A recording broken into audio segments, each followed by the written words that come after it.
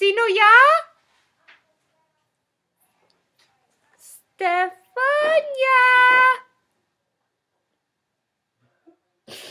Alright. Sí, señor? Sí? Sí? Sí, señorita. Sí? Como me gusta trabajo. Sí? I'm trying to talk him into being in this video right now, but all you guys are gonna get his voice. Come on!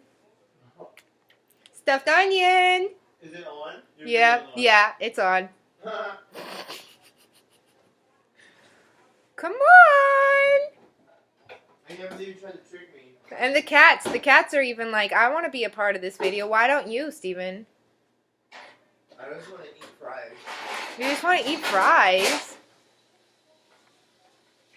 What kind of person just wants to eat fries? Huh, Scooby? Sino ya? Sino como... ¿Qué? ¿Eh? ¿Qué? ¿Que ya?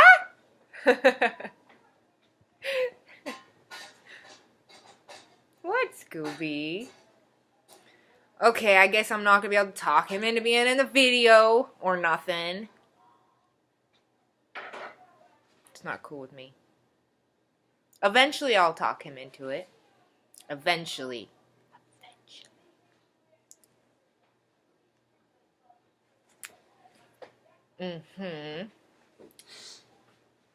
Actually, it's more you. Yeah. Okay. So, I guess since he's stuffing his face with french fries, I'll talk myself. Alright? Alright. Scooby, stop staring at me. I'm just making random noises. Scooby, stop staring at me. Jeez. She wants food. Have I ever told you? Okay, my cat's name is Scooby-Doo, and she's exactly like the dog.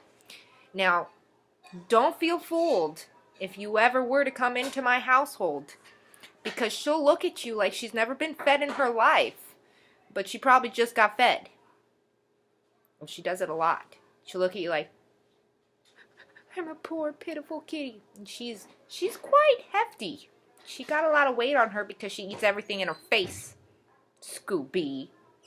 She's adorable, though. I love her. And I spoil her. So don't be fooled when she makes it seem like I never feed her. That cat drives me insane. She's like 100 pounds, so she acts like she's underfed. Ah, oh, crap, I missed it. It's the fuck. Sorry. Sorry, I was waiting on a phone call and I missed it. Of course I did. Okay. It's okay. It's okay. Only was put on a waiting list for an hour. Alright. Anyways, forget it. Forget that. So today I decided that I'm going to talk about Soulmates. Soulmates. And the reason I was trying to get this fool on this was, well, because there's different types of soulmates in the world, okay? Not just like, you know, your average, I fell in love with this person and I believe they're my soulmate. No, no. There's more than just that. There are soulmates of many different kinds. And, my roommate, we consider each other soulmates, you know, of the friendship bond. We love each other, but not in that way. So I believe in soulmates in many different forms. I think that you have that one, well, for me, I do. So let me explain this. So I believe that soulmates can be different for everyone. I believe that you can have multiple soulmates that are your lovers. I believe that you can have just one that will always be the one for you in every life. I also believe that you have those soulmates like your family and your friends who will always be some sort of family or friend in every life. Someone that will always have your back, someone that always cares about you, and someone that always shows up when you need them the most. And anyways, I, for myself, believe that I only have one.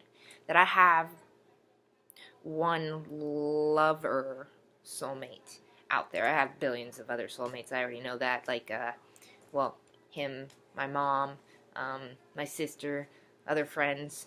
They're all soulmates of mine that I will always have in every life. But as far as someone that I'm going to fall in love with that will be the one for me, I believe that I do only have one. In every life, it has always been the same.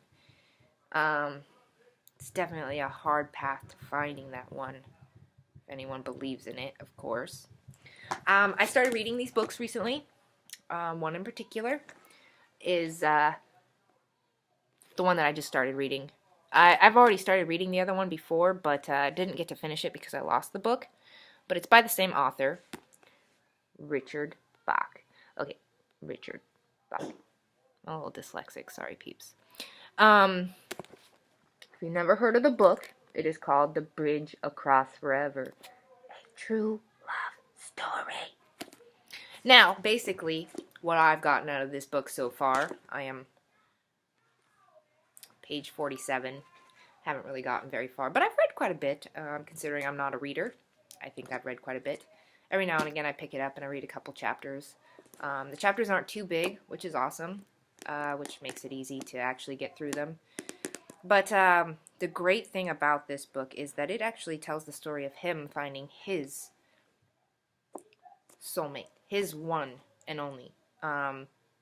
Richard Bach, in the story, was a man who flew all over. He owned a plane, and he would fly and give people rides and do all kinds of things. He traveled a lot. He also gave it all up, sold his plane. One night he decided on this. He had a conversation with a friend that had died, and he decided from that conversation that he was going to give everything he had up to find his soulmate. He gave it all up, sold his plane, decided that he was no longer going to be doing that, and he moved to Florida and decided that he was going to settle down and stay in one place for a while. And the reason he decided that was because he thought that if he was traveling all over all this time and he hadn't found her, that maybe if he stayed in one spot, stayed put, maybe his chances might be better. So he picked a random spot, went there, and when he got there, he found out that the book that he had written, and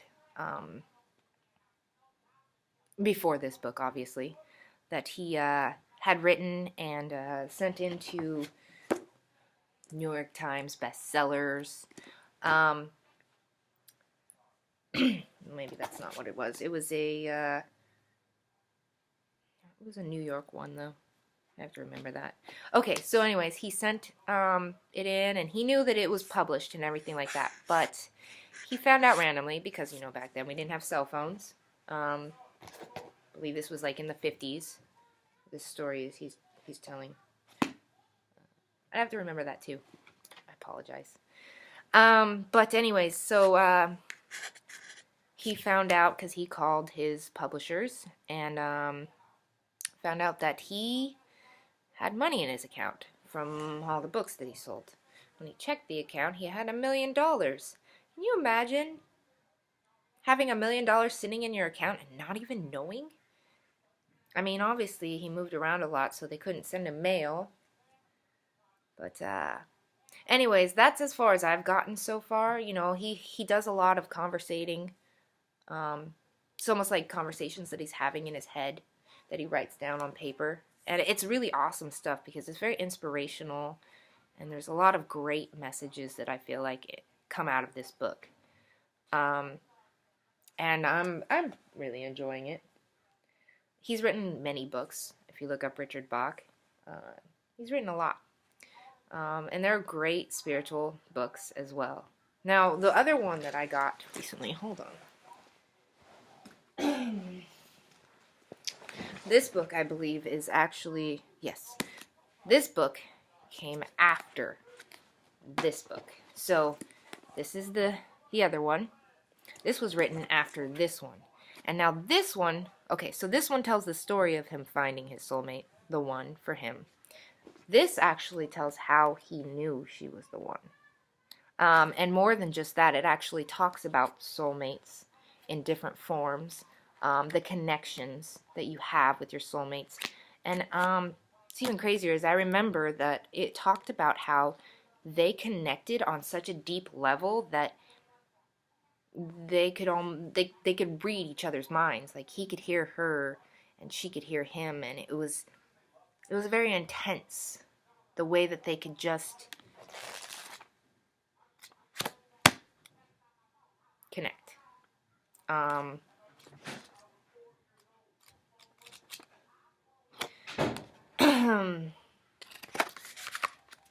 actually think that was actually... Okay, so hold on one second, because I just realized something, too. No, it's not in this one. Is it?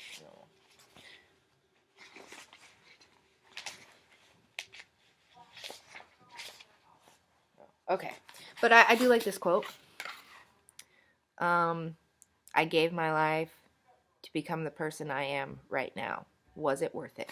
And that is something that I think that a lot of people don't actually ask themselves. Because on a regular basis, you are giving your life to become the person you are right now. Every action you create, everything you do, is creating your next move. So, is your move right now worth it? And that is a good question. You know, I've made a lot of mistakes in my life, and I will never deny that one. The great part about it, though, is that from my mistakes, I learned a lesson. And, you know, you regret the mistakes. But later on, you realize that even though it was a mistake, it was something that was meant to happen. It was meant to happen because there was something you needed to learn. There was something that was still residing in you that you needed to confront. I think that in a lot of ways, you know, I've already talked about this. Love seems to be something that in a fairy tale form, everybody believes it's just a fairy tale, which is another thing talked about in this book, that just because you're older and an adult does not mean that the fairy tale is gone. It doesn't. And I think it's an amazing way that he actually talks about it, because he talks about how knights still exist, and princesses, and evil dragons, and he talks about how he believes they still exist, and not like in like, oh yeah, there's a dragon standing right there. No, the dragons are people dressed in suits who have lots of money, who take advantage of people, like that kind of thing. Those are... Adding to the dishes. Oh, thanks, Steven. Just kidding. But those kind of things are, I mean, they still exist, you know, whether you believe they ever existed. You know, I truly believe there was a reason why someone created it in the first place. And it's not just imagination, because everything is formed from something. An idea is only created because something else was formed that gave them the idea. And your imagination is only used so much from what you already know. And it's great because you would understand that better if you knew a little bit more about how the brain works. And as far as that goes, every moral you ever learn in your life is learned within the age of being born to 7. Everything that you use to create what you're doing today was learned from those ages. Everything that consists in your brain right now has to do with that. And of course, imagination had a big part of many people's lives during that time. I like to think that everyone had an imagination at that time. But even back then, what you imagined came from somewhere. And not just, ooh, poof, it's right there. There's an idea that was brought up by something you saw in some form or another. So, a dragon, I mean, obviously we know we had dinosaurs. I mean, that could be an idea right there. But I like the way that it was put in this book because, you know, fairy tales don't have to be fake mumbo jumbo that everyone is supposed to believe ends as soon as you become an adult, and that you have to mature out of that phase, and that you have to stop believing in that kind of stuff. Truly, I think that that thought processing is what ends our imaginations. And as an artist myself, you know, I have a lot of those things in my imagination, you know, like I truly can see a lot of things in a different light, and I love it. And I don't ever want to lose it. And I want a fairy tale love story. Who cares, right? Who cares if that's what I want? It ain't gonna harm you, right? So don't tell me that I need to grow out of it. I know that is something that a lot of people like to say to people. And I have been told that before. And I know that people say it to other people. And a lot of times, those people will listen and be like, oh my gosh, maybe I am not thinking realistically. Let me state another thing, just for the record. When people think I want to think logically, realistically, I know everybody's like, oh, well, you have to look at the negative side. Realistic does not mean let's look at that negative. Realistic means that you can see it from all points of view. Realistic means that it could be anything. Realistic.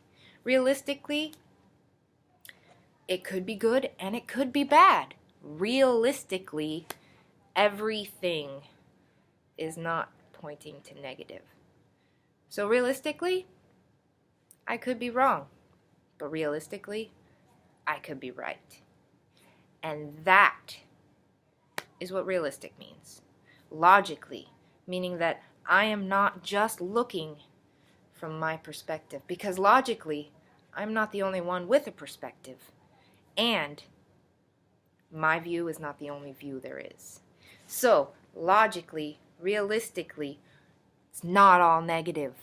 And don't think that, oh, well, I'm just thinking realistically means that you have to look at the negative only.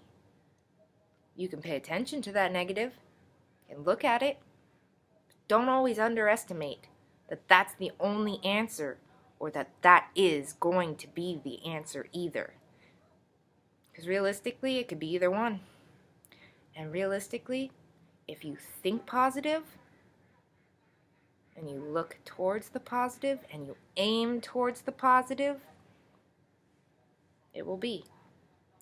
So, I don't want anyone to be like, well, you're not thinking realistically. Because honestly, I'm pretty sure I actually look at things very realistically and very logically. I'm very understanding, and I can see all points of views. And even if I don't, I try to understand it. And I always know that there is a good and there is a bad. I aim for the good, but I'm not unprepared for the bad either. I think realistically. So, if my fairy tale love story is something that you think I need to think realistically about, watch this video again. So, as far as everything goes, I think that soulmates is a talk that can be so drawn out. It can be something that can be talked about for ages. Because, honestly, it's all about perspective once again. And your soulmates, the way you see yours, the way you may only have one or you may have many, or maybe you don't even have soulmates in another form. Who knows? But that is why that topic can be so drawn out, because every point of view, I think, is unique. And I think, my belief, that whatever you believe about your soulmates can be true. And it should be. It will be. So, I guess that's my topic of discussion for today. I was looking at the book and decided, why not? Let's talk about it.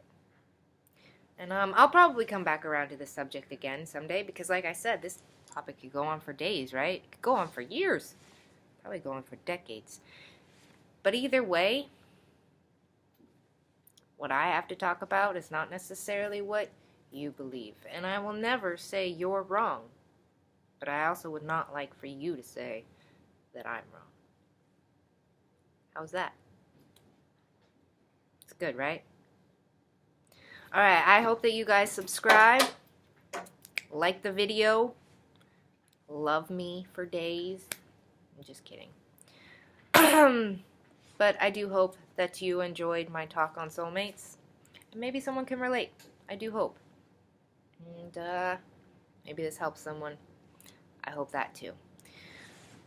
Other than that, stay beautiful, because you all are, whatever you believe. And peace, right? Is that a California thing too?